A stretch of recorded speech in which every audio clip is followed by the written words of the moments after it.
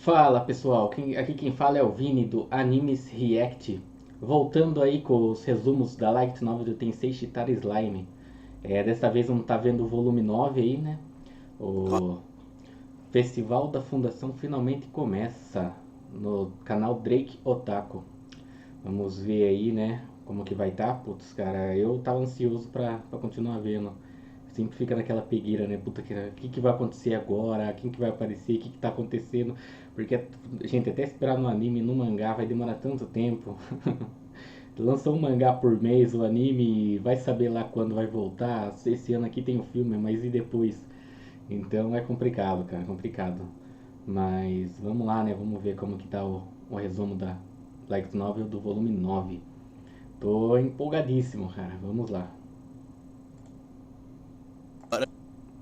Bora começar com esse resumo e também esse vídeo que tá bem grande, cara. Vamos começar hoje com o resumo do volume 9, minutos. a abertura do festival da capital dos monstros. Em Tempest já era o dia do festival de fundação, porém ele ainda não havia começado. Ainda faltava algumas coisas para o Rimuru fazer, e uma delas era receber os convidados que eram representantes das nações ocidentais e ir até Engrácia, onde ele iria convidar Yuki e também queria levar as crianças ao festival também. Afinal, já faz bastante tempo que eles não se veem, mas antes de ir até Engrácia, Rimuru recebeu a visita de algumas pessoas, como o rei de Brumond e também do rei Gazel, onde ele ficava dando uma de irmão mais velho e até mesmo tentava ler a mente do Rimuru com uma habilidade. Mas como estamos falando do próprio Rimuru, né? Logo Rafael conseguiu bloquear essa leitura de mente, assim conseguindo manter a identidade de Illuminas em segredo e também a sua própria privacidade. Depois da agenda do nosso querido ocupadíssimo Rimuru dar uma acalmada, ele foi até Engrácia, onde ele convida Yuki para participar do festival. O Yuki disse que não iria ter problemas, pois enquanto ele estivesse fora, a sua secretária estaria no seu lugar. Então, Yuki apresenta Kagali a Rimuru, onde depois de se conhecerem um pouco, Kagali diz que é uma exploradora de ruínas e também que explorar as ruínas é a sua paixão. O Rimuru lembra que no território do Clayman tinham ruínas que, além de tesouros, também pareciam ter costumes de povos antigos. Então, Kagali junto com o Rimuru decidiu um dia explorar as ruínas de Clayman. E logo depois, Yuki e Rimuru vão até a sala das crianças para levá-las até Tempest, onde o Rimuru é recebido com uma investida da Alice na barriga. E logo depois de um monte de reclamações do Kenya, Alice, Ryuta e Gayle por ter ficado muito tempo sem visitar, a única que deu boas-vindas ao Rimuru foi Chloe, que logo foi correndo abraçá-lo e sorrindo pra ele. Eu juro que tento não ver problema nisso, cara, mas a minha mente não deixa. Rimuru então diz para as crianças que eles irão até Tempest, e sem conseguir terminar a frase, as crianças animadas foram arrumar as suas coisas. E enquanto elas se arrumavam, o Rimuru conversa com o Yuki sobre as crianças terem ficado muito mais fortes e precisarem de um professor mais forte que elas. E para isso, a pessoa que foi escolhida foi a Hinata, que por mais que passasse pela cabeça deles que podia ser rígida, era o único jeito. E também o Rimuru queria que as crianças estudassem em Tempest, e logo depois de tudo ser resolvido, todos vão pra Tempest. Após voltar pra nação, Rimuru não podia acompanhar as crianças, então ele deu meio que um passe livre pra elas, onde tinha como saldo máximo 100 moedas de prata, e para que elas não ficassem sem segurança, Zoe e seus subordinados estariam de olho nelas. E logo quando ele pensou que poderia ter algum descanso, Zoe o contatou dizendo que 4 pessoas estavam se aproximando de Tempest, junto com uma carruagem cheia de elfos, e dessas 4 pessoas estava o tão amado herói Masayuki, que recentemente Zoe estava investigando. Enfim, e pelo visto, Masayuki junto de 3 de seus seguidores libertaram alguns elfos que estavam sendo escravizados por uma organização criminosa. E logo após libertar os elfos, eles seguiram em direção a Tempest. Rimuru, após ir até onde está Masayuki, começou a ser desprezado e xingado pelos seguidores de Masayuki, que além de serem bem irritantes, eles acreditavam de pé junto que Masayuki derrotaria o Lorde Demônio Maldoso. E após dar uma pequena analisada, o Rimuru pôde perceber que o Masayuki parecia ser um outro mundo, porque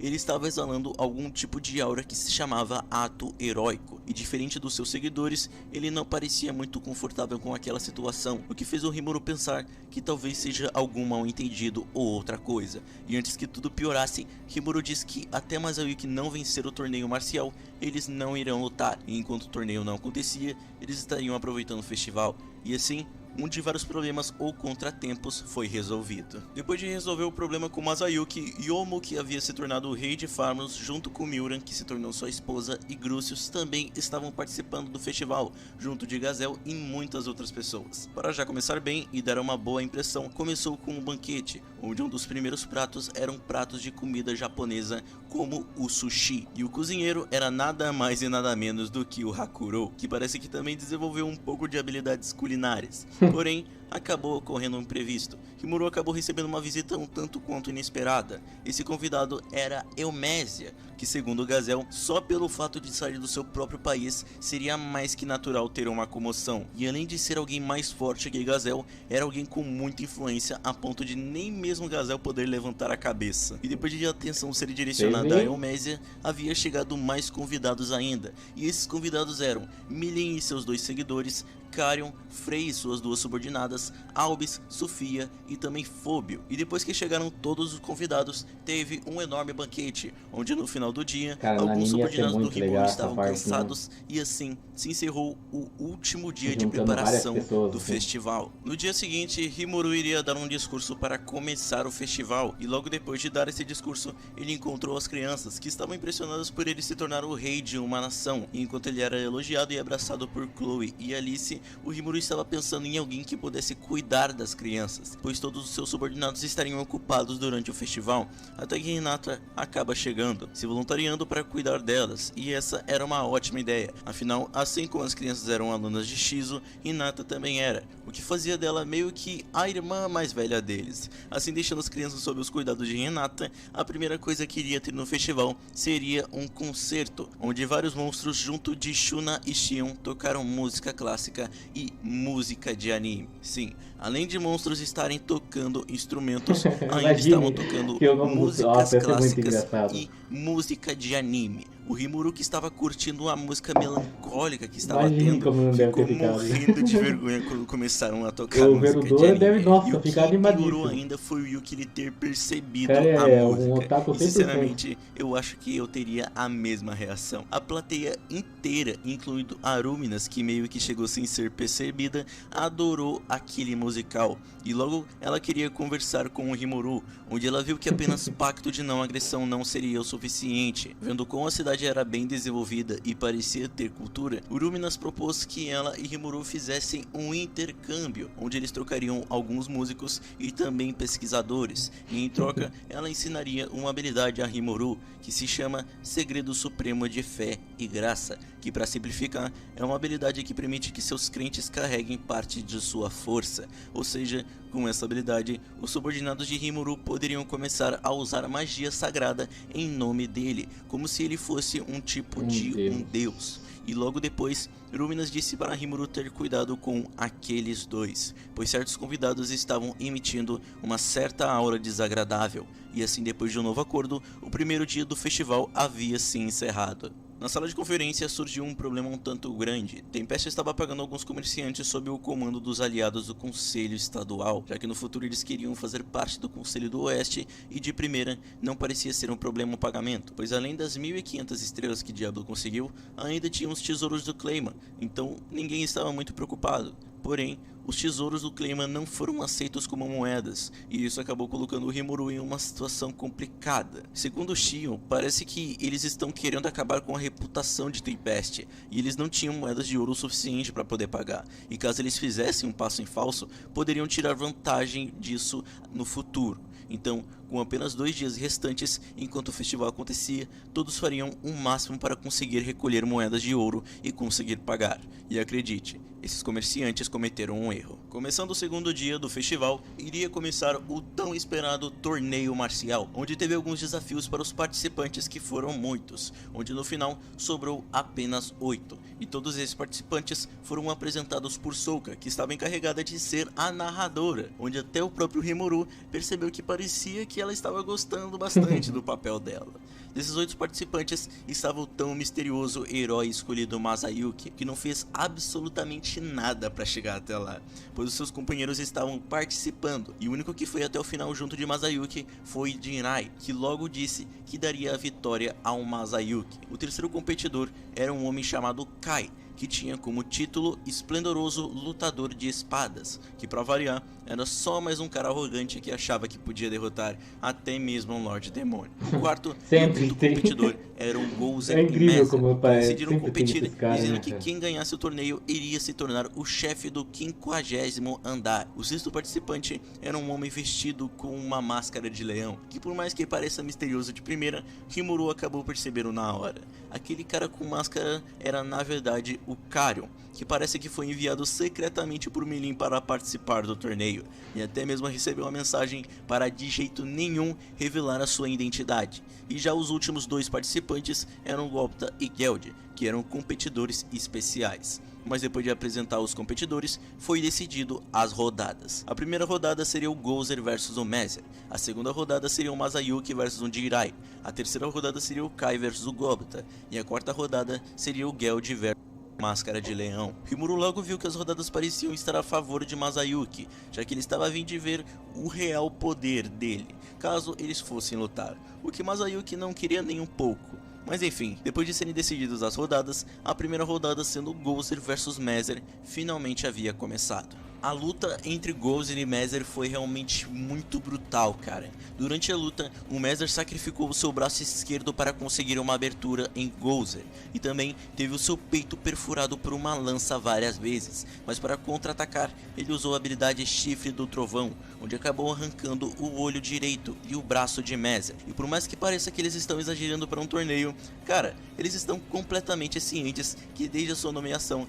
eles ganharam uma regeneração muito forte, a ponto daqueles machucados letais serem algo que em poucos segundos seria resolvido. E no final da luta, o vitorioso da primeira rodada foi o Gozer. E cara, eu vou te falar que achei essa batalha realmente brutal, hein? Eu só tô na dúvida como é que vai ser quando tiverem que adaptar isso aí pra anime. Enfim, depois do final dessa partida, logo se iniciou a segunda rodada, que seria o Masayuki contra o Jirai, que para surpresa de ninguém, o Jirai apenas apertou as mãos com o Masayuki e deu a vitória para ele. Assim, o vencedor da segunda rodada sendo o Masayuki. E o estranho é que, diferente do que seria esperado, o público, ao invés de ficar furioso com aquilo, ele ficou batendo palmas por isso, dando a entender de que realmente tem algo errado por aí. Mas após esse acontecimento estranho, a terceira rodada logo se iniciou, sendo o Kai contra o Gobta. E diferente do que o Rimuru imaginava, o Gobta parecia não estar dando conta contra o Kai, que tinha uma habilidade com a espada muito boa, e o motivo para estar vivo até aquele momento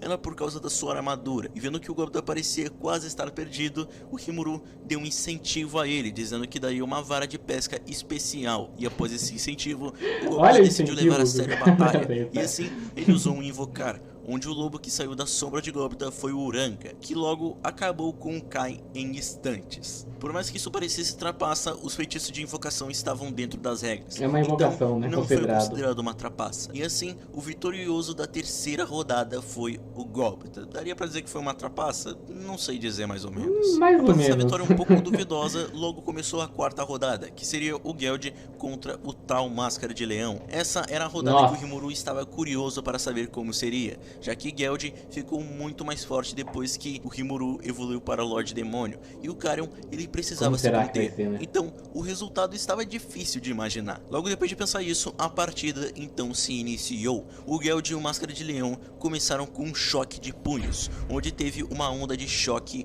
muito forte, e por mais que Carrion fosse bastante forte, cara, o Geld estava conseguindo até dar conta contra ele, velho. O Geld não estava usando nenhuma skill e estava apostando tudo no seu corpo e também na sua força física, já que o Carrion não estava mostrando a sua verdadeira forma. A batalha durou por cerca de 20 minutos, o que deixou a plateia toda chocada com isso, pois diferente das outras rodadas, essa foi a rodada que mais durou tempo, cara. E pra acabar com a rodada, o Carrion deu um soco no peito de Geld, que era um dos seus pontos vitais. Assim, o vencedor da quarta rodada foi o Carrion disfarçado com uma máscara de leão. E depois desse show longo, logo foi feito um intervalo e logo foi anunciado as próximas lutas, que seriam 2 rodadas. A primeira rodada sendo o Masayuki versus o Gozer, e a segunda rodada sendo o Gobta versus o Máscara de Leão. Mas pra variar, a primeira luta literalmente não teve luta, pois o Masayuki deu a desculpa de que por o Gozer estar cansado, essa luta não seria justa pra ele. Então ele fez uma promessa que com certeza vai demorar pra cumprir, de que quando ele chegar ao 50º andar, ele lutaria contra Gozer. E por conta da habilidade de herói de Masayuki, o Gozer aceitou a proposta. E pra variar, o público achou aquilo incrível. Assim, com o Masayuki saindo vencedor sem fazer Enquanto nada o herói mais fala, uma vez. Após essa rodada, então se inicia já a segunda. E após iniciar a segunda luta, o resultado parecia bem previsível. E por mais que fosse um Goblin evoluído e seu oponente tivesse que se conter, o seu oponente ainda era um Ex-Lord Demônio, cara. Então assim, o resultado ele fica meio que quase previsível. Mas isso se fosse apenas um Goblin evoluído. Quando a luta se iniciou, o Gobta automaticamente invocou Uranga. Diferente do que todos pensavam, o Gobta sabia que o Carrion não podia revelar sua verdadeira identidade. Então, para garantir a vitória, ao invés de querer derrotar o Carrion, o Gobta focou seus ataques na Máscara de Leão. E levando em conta que Carrion não podia baixar a guarda com Uranga, o Gobta estava na vantagem. E isso acabou levando ao tal Máscara de Leão ter que desistir, assim dando a vitória ao Gobta, o que deixou o Rimuru um pouco perplexo, pois ele queria ver a força do Masayuki, e se o cara tivesse vencido, talvez ele pudesse ter alguma demonstração, mas como o vencedor foi o Gobta, e sabemos muito bem como ele é, o Rimuru já até mesmo tinha desistido da ideia, e com isso, a última luta do torneio marcial seria do Masayuki contra o Gobta. E uma coisa que eu preciso falar aqui, é que no volume, algumas poucas vezes foi mostrado a visão de Masayuki, que assim como o Rimuru pensou, parecia não querer tudo aquilo, e de que o culpado de tudo isso seria a sua habilidade heróica, que manipula os pensamentos das pessoas, fazendo-o adorar como um herói. Só que o Masayuki, ele não conseguia controlar a habilidade, e cada vez mais estava saindo de controle, pois isso levou a ter que possivelmente ter que enfrentar um Lorde Demônio, que obviamente parecia que não estava e não ia funcionar a sua habilidade de herói, o fazendo ter medo de morrer. Só que se ele arregasse, o resultado poderia ser bem pior, e também manchar a sua imagem de herói. Resumindo, o Masayuki está chegando no final do corredor da morte. Mas bem, a última luta do torneio finalmente iria começar, e diferente do Gobta que estava animado, o Masayuki estava desesperadamente tentando achar um jeito de se livrar daquela situação. Só que para o seu triste desespero, algo muito surpreendente para todos e desesperador para o Masayuki aconteceu. O Gobta, acreditando que o Masayuki era poderoso, usou a sua nova habilidade adquirida recentemente, a Unificação, onde depois de invocar Uranga, os dois se fundem e se tornam um ser só, resultando em Uranga de 2 patas e sem nenhuma característica do Gobta. O público, o próprio Rimuru e muito mais Milen acharam aquela fusão simplesmente impressionante. Afinal, a gente tá falando do Gobta, né, gente? Após a fusão ser feita, o Gobta iria atacar o Masayuki, só que alguns segundos depois, aos olhos do público menos o do Rimuru, ele simplesmente desapareceu. Só que na visão do Rimuru, ele viu que o Gobta realmente ficou forte e muito rápido. Só que tão rápido que quando ele atacou o Masayuki, ele passou reto e não conseguiu parar, assim saindo da arena e batendo na parede.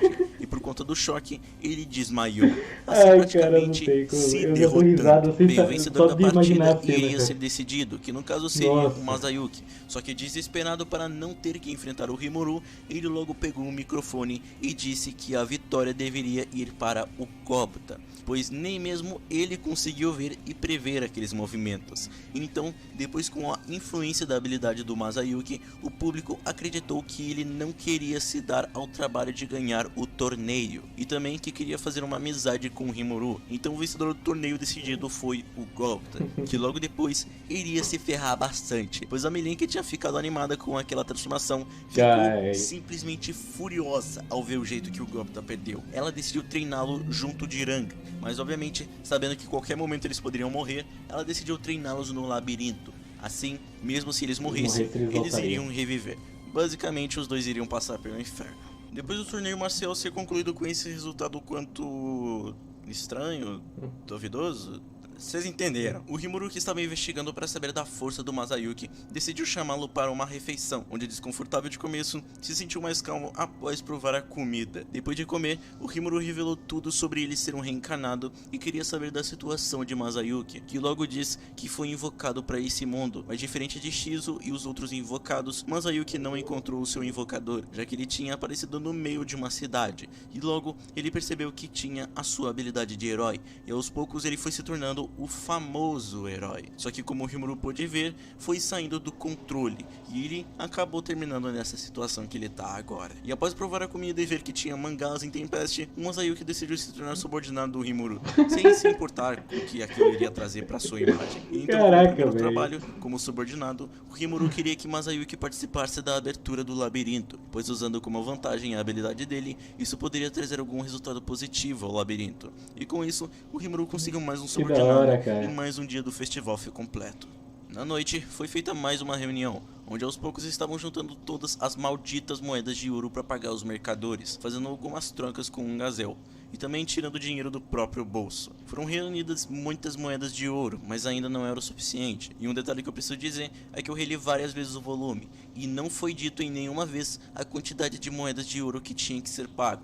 Então, fica na dúvida quanto que era a quantidade. Antes de ter que se virar para reunir o restante das moedas de ouro, Eumesia chega na reunião, se oferecendo para poder ajudar no pagamento. E por mais que Gazelle estivesse mandando indiretas para não aceitar, e até mesmo os próprios sentidos do Rimuru estivessem gritando para não fazer isso, infelizmente, se ele não quisesse problemas no futuro, ele teve que aceitar. Mas como proposta, Eumesia queria que sempre que Rimuru fosse fazer algum festival, ela fosse convidada. E logo depois, ela faz algumas perguntas um tanto quanto estranhas para o Rimuru, como no caso o Diabo, se referindo a ele como primordial. Caso ele perdesse o controle, como o Rimuru iria se responsabilizar por isso, e também se o Rimuru ele tinha alguma intenção de destruir a humanidade, dizendo que caso ele tivesse, ela usaria todas as suas forças para impedi-lo. O Rimuru estranhou um pouco essas perguntas, mas logo ele respondeu de boa, dizendo que o Diabo nunca iria sair do controle dele e dizendo que ele não pretendia destruir a humanidade. Assim, a reunião foi encerrada. No terceiro dia do festival, finalmente o labirinto iria ser aberto, e o Rimuru estava bem preocupado para ser perfeito.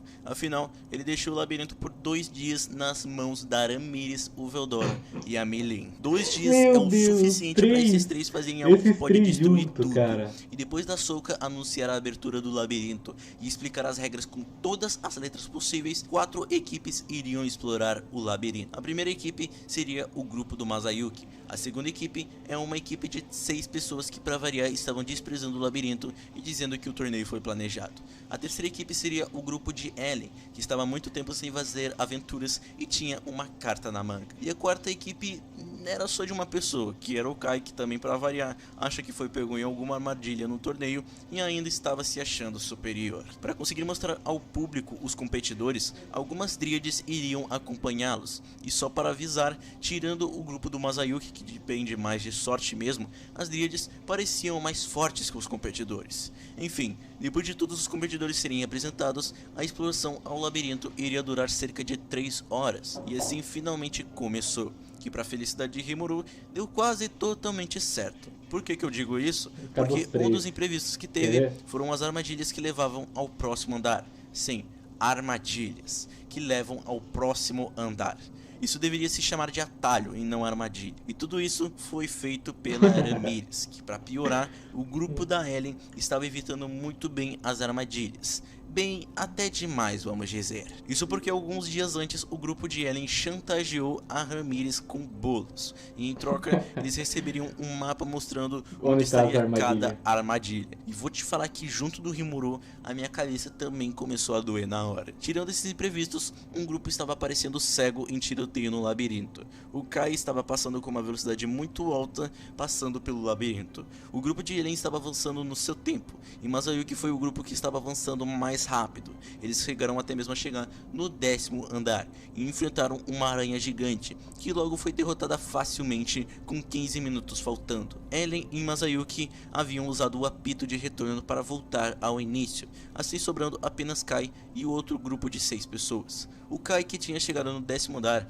infelizmente não poderia enfrentar o chefe, porque demorava cerca de 30 minutos para o boss ser revivido, e faltava apenas 15 minutos para terminar a exploração. Mas como o Kai era arrogante e estava desprezando as regras, ele disse que não iria segui-las. E aí, depois de dizer na frente dos criadores que não iria seguir as regras, a Dríade que estava seguindo o Guy desativou a anulação de dor que tinha na pulseira e assim matou ele, que logo após ser revivido ficou por um tempo desmaiado. E já o outro grupo, que era o único que faltava, tinha perdido 2 de seus companheiros e estavam lamentando as suas mortes, demonstrando que eles ainda não acreditavam na pulseira poderia trazer de volta a vida. Mas logo após usarem um apito de retorno, eles se reencontraram e no final quase tudo foi como planejado, e parece que o labirinto teve uma boa primeira impressão. Infelizmente, o labirinto iria ser fechado por alguns dias para mais algumas melhorias, mas já foi garantido alguns aventureiros já, então pode-se dizer que foi um sucesso. Com isso, o festival de fundação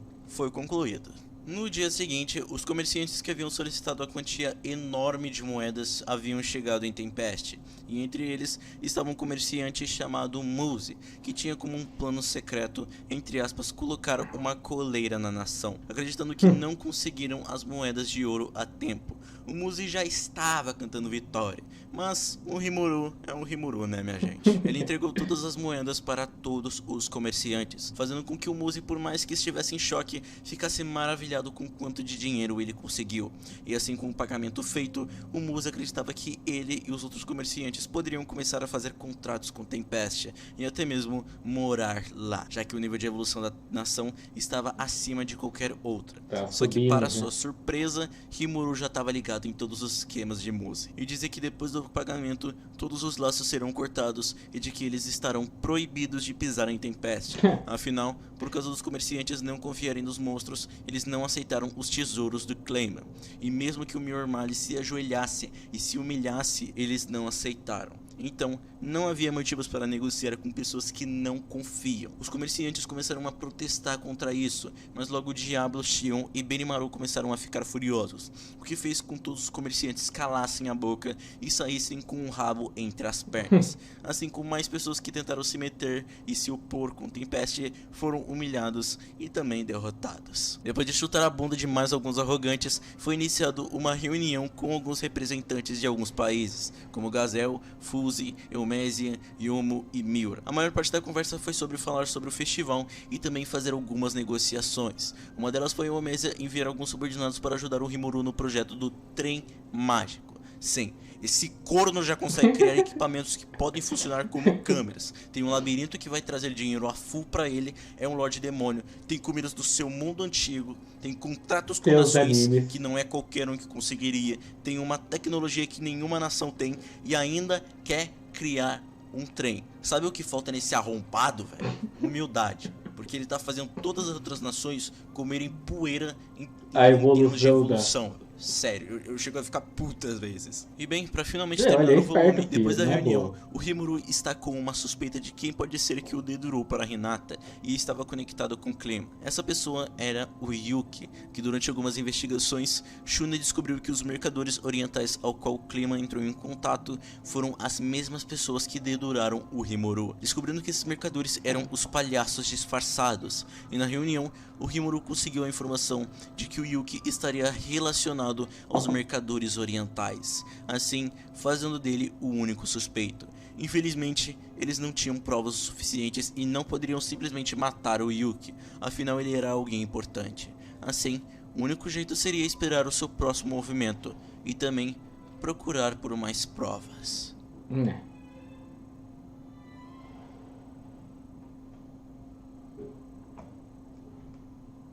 Acabou. Gente, cara, que resumo incrível. Nossa, eu gostei demais. Tanto personagem que apareceu, cara. Enfim, apareceu o Masayuki, né, o herói. Só ouvia falar dele. Parece um personagem, cara, incrível, cara. A personalidade dele deve ser deve ser incrível a personalidade desse personagem, cara. Nossa, só de ver as imagens e ele falando, né, como que é o personagem se define, eu já fiquei, caraca, esse personagem deve ser incrível, cara. E, nossa, resumo da hora, cara. Essas lutas aí, nossa, se vier no anime vai ser muito da hora mesmo. Nossa, eu fico ansioso até pra vir no mangá, cara. E, olha, vai demorar. Pode ser que esse ano chegue, não sei. Um mangá por mês só, muito difícil. Mas incrível. E falando nisso, o mangá acho que sai daqui uns 3 dias mais ou menos. Só que sai no site estrangeiro lá, sai no site inglês, se eu não me engano. É porque eu vejo lá os mangás que saem lá primeiro para depois ver os que saem no BR e no espanhol. São os 3 sites que eu vejo de mangá. E cara, da hora, gostei demais do resumo. Tô querendo ver o próximo já. Ai meu Deus, eu quero ver o próximo. O hype tá lá em cima pra ver o próximo. Mas não sei. Vou deixar pra próxima, vai. Tem que estar editando outros vídeos ainda. Mas, cara, gostei do resumo. Nossa, tô gostando demais. Vou acompanhar com certeza. Vou terminar todos. Vai levar um tempinho, mas eu vou terminar todos, com certeza. Falei que vocês gostaram, que vocês acharam do vídeo, do resumo principalmente. Cara, tá incrível. Eu gostei demais. E logo logo sai mais vídeos aí. Eu tô querendo que vocês deixem no comentário aí, caso vocês queiram algum que específico para mim tá reagindo. Eu tenho alguns aqui em mente para reagir.